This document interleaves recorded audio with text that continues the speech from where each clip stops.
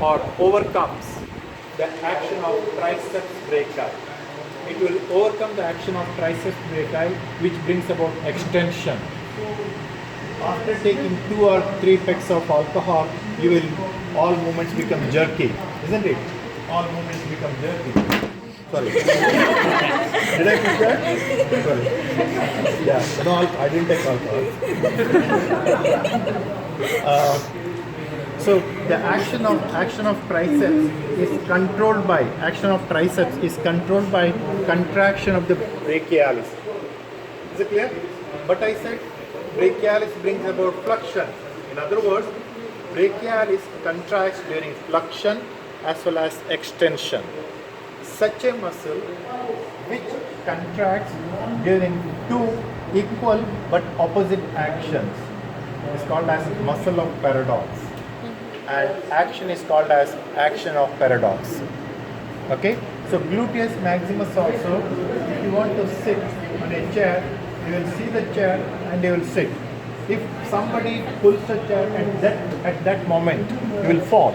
But remember, up to the chair level, you are sitting properly, because instruction is given to the gluteus maximus to control the action of flexion in the hip joint up to that level.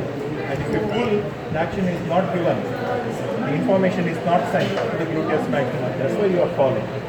Otherwise, if you sit slowly means you are giving a hint to the muscle that you contract slowly until you reach the level. Okay? That's how gluteus maximus in the lower limb, muscle of paradox, brachialis in the upper limb. Is it clear? Okay. Next, I forgot to do these things. Let me tell about this bone before going to extensor compartment. What is this bone? I don't want to tell about this attachment of muscles and the parts and all. Please remember, this is the clavicle. In the exam, what they ask is, okay, what is this one, clavicle? Tell me some features which will distinguish this bone from other bone. It is the only long bone. It is the only long bone developing in membrane. Only long bone which develops in membrane. Okay? Please remember that. It is the only long bone which develops by two primary center of ossification. It is the first bone to develop in the body. Is it clear? There is no medullary cavity. It is the only long bone which is subcutaneous through and through. Through and through it is subcutaneous. It is the only long bone which is pierced by a nerve or having a foramen. Intermediate branch of the supraclavicular nerve passes through and through this bone. Is it clear? It's the only long bone which has a foramen. Intermediate branch of the supraclavicular nerve passes through this. Is it clear? Is it clear? Okay. Any other features of this one? Any other features? Any other features of clavicle? So I told most of the features. Only long bone which is placed horizontally, only long bone which develops in membrane, only long bone which develops by two primary center of ossification, only long bone which is subcutaneous throughout, only long bone which is pierced through and through by intermediate branch of the supraclavicular nerve. No medullary cavity. And the junction between the medial 2/3 and lateral 1/3, that is the region where it usually gets fractured because it changes its shape from round to flat in that region. Okay, so that is about the clavicle. This is the humerus. This is the the head. This is the greater tubercle, that is the lesser tubercle, and this is the shaft, this is the lower end. Okay, you know the parts of this is the medial epicondyle, that is the lateral epicondyle. Present exactly here, behind the medial epicondyle, there is a groove for the ulnar nerve. So if you tap exactly here, you will get the shock because you are tapping the nerve. That is ulnar nerve. You can train yourself, then you train others. Okay, so that is the location where the ulnar nerve is situated. This is the olecranon fossa. So when you hold it in an anatomical position, you have to hold in such a way that olecranon fossa should face backwards. Okay, head should face medially, like this. Is it clear? That's anatomical position. So this is the head I said. It is round because of the transmission of weight. Okay, transmission of weight. The head became rounded. So it is an example for pressure epiphysis. This is greater tubercle, lesser tubercle, formed by the pull of the muscle attached to it.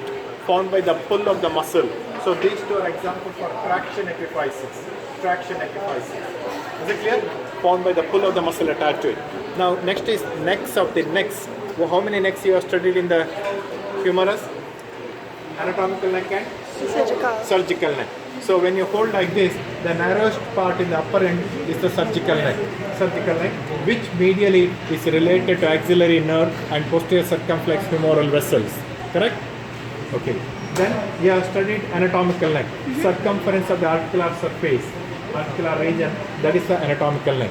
And one more is physiological neck corresponds to the epiphyseal line, where the upper epiphysis and diaphysis they fuse. That epiphyseal line which passes just below the head here through the greater tubercle and lesser tubercle. Okay, that is epiphyseal line. That line corresponds to the physiological neck. So 3 necks: anatomical neck, physiological neck, surgical neck. Is it clear? No biochemical neck. Okay. So that is about the necks. And attachment, please study.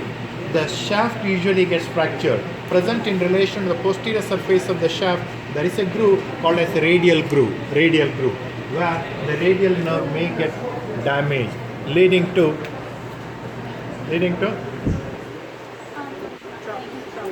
wrist drop. Is it clear? So that is the radial nerve. So I'll not go beyond that. This one is the scapula. The bone is thin because the muscle covering it are thick, and it consists of acromion process. What is this? Coracoid process, and this is the glenoid fossa. The glenoid fossa is shallow, isn't it? It is made deep by the glenoidal labrum. Please see in one of the jars, it may be the glenoidal labrum. Identify the pin structure, what type of tissue it is made up of. It is made up of white fibrocartilage. And this glenoidal labrum deepens the articular region or articular surface. Articular surface is deepened by the glenoidal labrum. Correct? Okay. Now, Coracoid process. Other muscle, supraspinatus, infraspinatus, you know all those things, isn't it? Subscapularis, serratus anterior, all those things you know. Levator scapulae, rhomboidus minor, rhomboidus major, you know the attachment. Okay. The coracoid process. The coracoid process, it was a separate bone in lower animals. But in human beings, the coracoid process fuses with the scapula to form part of the scapula. So coracoid process was a separate bone for better functional purpose. It unites with the scapula. So it is an example for atavastic epiphysis, ATAVASTIC, atavastic epiphysis. So epiphysis is the part of the bone which is formed by secondary center of ossification. Part of the bone which is formed after birth is called as epiphysis. The shaft is an example for diaphysis, part of the bone which is formed before birth. The upper end and lower end are example for epiphysis, part of the bone which is formed after birth or by secondary center of ossification. Okay, that is epiphysis. And different types of epiphysis, you know that: pressure epiphysis, traction epiphysis, atavastic epiphysis, aberrant epiphysis, compound epiphysis. You have studied all these things. Correct? Hope so. Okay. Okay. And this one is the suprascapular notch. Converted into a foramen. If there is foramen, okay, transversescapular ligament will be there connecting the two edges. The what structure passes through this foramen? Please remember, army above, navy below. So nerve passes through and artery passes above. Okay, above, army above, navy below. Please remember that. Okay, and here is attachment of inferior belly of omohyoid, which you have heard in relation to the posterior triangle, which is divided into upper occipital and lower subclavian triangle by the inferior belly of omohyoid that you have studied, correct? Okay. So rest you will read about this one. Now coming to the, okay, some of the structures here.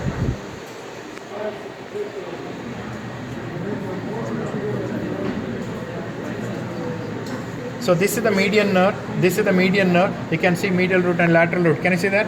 Median nerve, musculocutaneous nerve. This is the median nerve, this is the musculocutaneous nerve, this is the ulnar nerve. This is the medial cutaneous nerve of the forearm, medial cutaneous nerve of the forearm, medial cutaneous nerve of the forearm, ulnar nerve, median nerve, musculocutaneous nerve. That's a musculocutaneous nerve. This is the brachial artery. This is the brachial artery. See that? Brachial artery. Okay, only that much you can see here. And this is the axillary artery here. That's the axillary artery. And behind, this is the triceps brachii.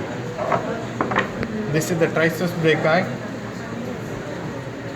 Okay, here you can see. Can you see that? This is the triceps brachii. This is the lateral head. Okay, this is the long head. And between and deep is the medial head. You can see that. You can see the medial head deep to this. No, you cannot, it is not traced. Here you can see the medial head. See that? Medial head. So this is the long head of the triceps brachii. This is the lateral head of the triceps brachii. That's the medial head of the triceps brachii. This is the radial nerve. Okay, and there's a profunda brachii vessels. Please remember, triceps brachii is supplied by radial nerve. And one more thing you should remember, branches to the triceps brachii by the radial nerve, they are given off in the axilla. Suppose if there is fracture of the shaft of the humerus leading to the damage of the radial nerve, the triceps brachii will not be paralyzed because branches are given off by the radial before it enters the radial groove. Is it clear? So there is a triceps brachii. Then this is the cubital fossa. Cubital, you say cubital? Okay, cubital fossa. So this is the cubital fossa. Cubital fossa corresponds to the popliteal fossa, which is behind the knee joint.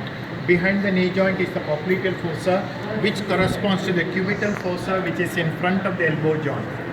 Clear? And this cubital fossa, it is bounded laterally by the medial border of brachioradialis, medially by the lateral border of pronator teres. Base is formed by the imaginary line connecting the two epicondyles of the humerus. Apex is formed by overlapping of medial and lateral boundaries. Roof is formed by skin, superficial fascia with its contents, deep fascia and bicipital aponeurosis.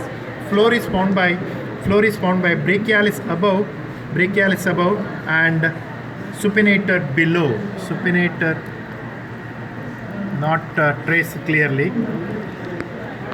No, not, oh sorry, it is here. Supinator below and brachialis above. They are the muscle structures which form the floor. Contents of the cubital fossa include median nerve. Can you see that? Median nerve, brachial artery, and here you should get the radial nerve. Yeah, there is the radial nerve. Can you see that? Radial nerve. So radial nerve, actually it is not the content because it is lying deep to the brachioradialis.